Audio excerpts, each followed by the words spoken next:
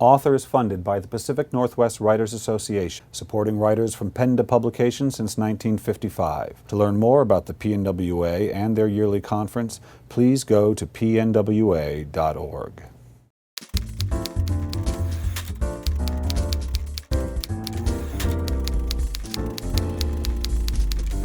Hi, this is Bill Kenower of Author Magazine, and we're here at Third Place Books in Lake Forest Park with Larua Lippman, author of And When She Was Good. Laura, welcome to Author. Well, thank you so much for having me today. So, Laura, I know that you came from a family where I suspect there was a certain amount of reading going on in the house. Your father was a journalist and an editorial writer, and your mother was a school teacher? Mm-hmm. Or did I see librarian? School librarian. School librarian. Well, okay, so words were just in the house, weren't they?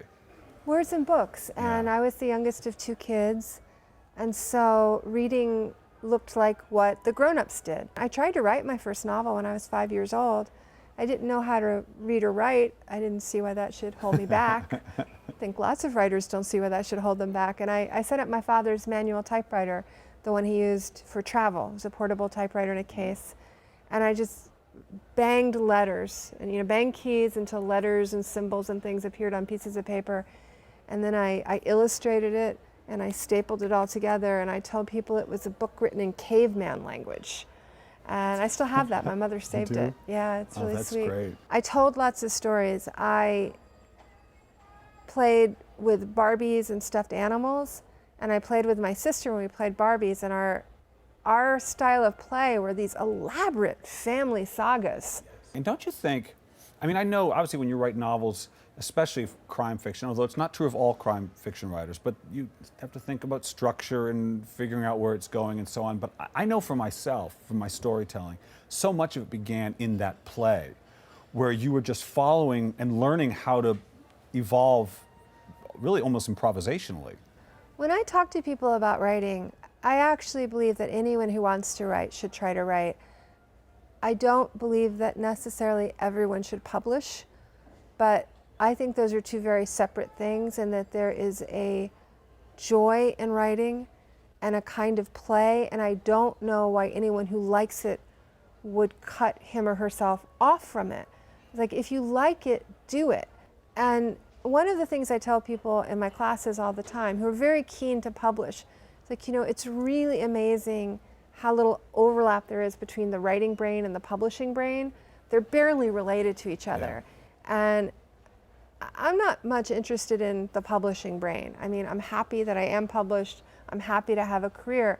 But it's the writing that takes you back to that sense of play and freedom that you had as a kid. Why can't the bear talk? If you can make it credible, not that I've had any talking bears in my work, but I might one day.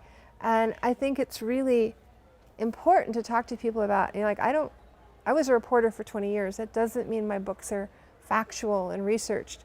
They're somewhat researched, but my goal is to make you believe in them while you're reading them, and sometimes I can make up stuff that's more credible than the things that actually happen.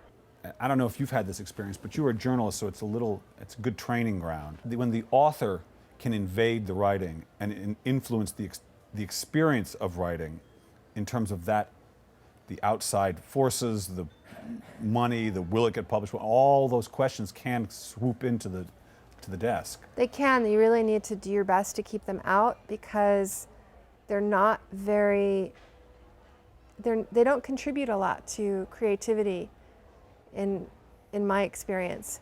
When I write, I allow myself to be messy and sort of wild and not too worried about how is this all going to make sense.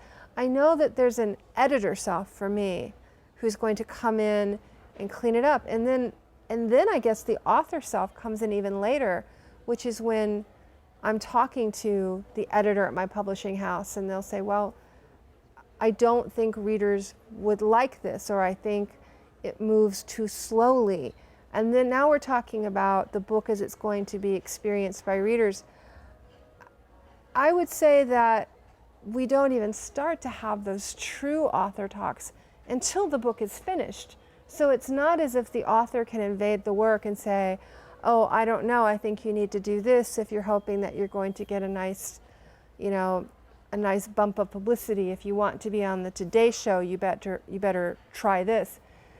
it's after the book is finished and we look at what we have and we say, okay, now it is a book, now it's done. How is it marketed? How do we get people to read it?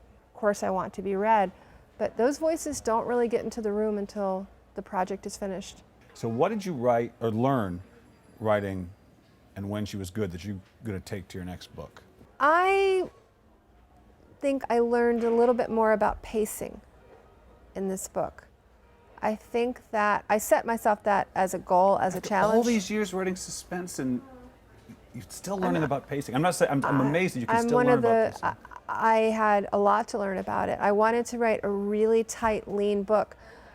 I think it's actually really hard to write a page turner, that it must be because so many people fail at it. Yeah. What keeps people going in a book? And I was trying to figure that out with this, and I think I made some progress. How I would apply it to the next book, I'm a little bit less sure of, but I felt within this book. You can maybe feel it a little bit? Yeah, I think part of it was just this character.